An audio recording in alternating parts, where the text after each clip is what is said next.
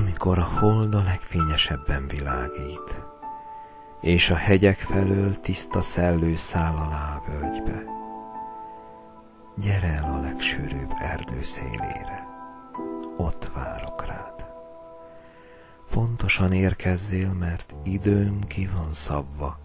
Ha elkésel, visszamegyek oda, ahonnan jöttem, és csak 1000 év és 1 nap múlva találkozhatunk újra.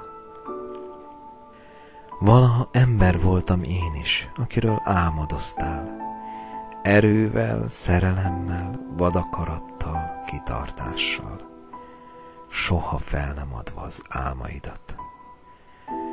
Fényes takarót szőttél rólam, illatosat, könnyűt, színeset, puhát.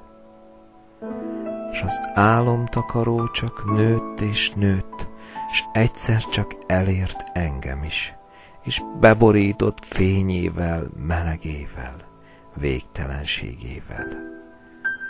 Nem tudtam védekezni az álmaid ellen, így én is álommá lettem, s te akkor elvesztettél engem.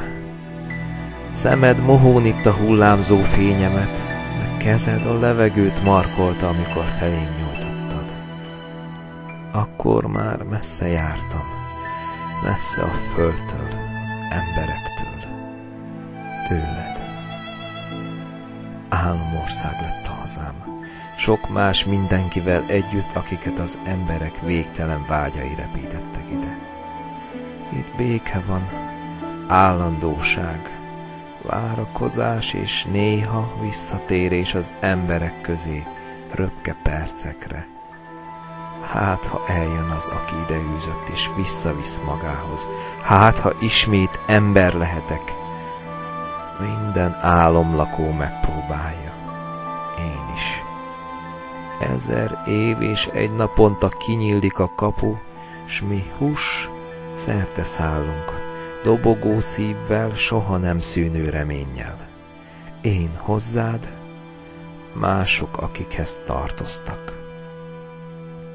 Nekem könnyű a várakozás, neked lehetetlen, mert életed véges.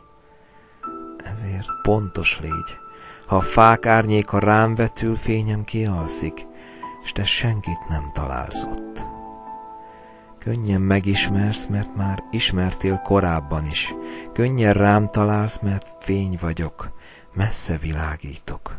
Túl a fákon, túl a mezőn, túl a lelkeken. Ruhám is fény, vidáman lebegő, hívogató, kedves. Pontos légy, mert várok rád, s ha eljössz, érintsd meg feléd nyújtott kezem, s én újra ember leszek. Élőbb az élőnél, de nem enyészek el, forróbb a tűznél, de nem égetlek meg, puhább a bársonynál, szebb az álmaidnál. Ha eljössz, megfogjuk egymás kezét, és soha többet nem engedjük el. Gyere, várlak. Nagyon.